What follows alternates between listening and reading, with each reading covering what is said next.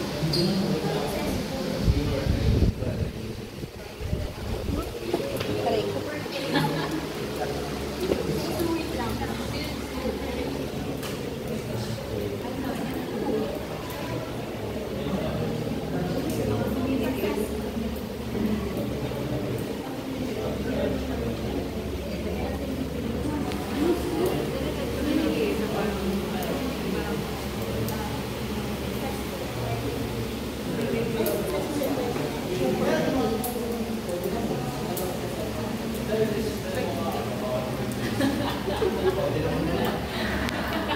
you.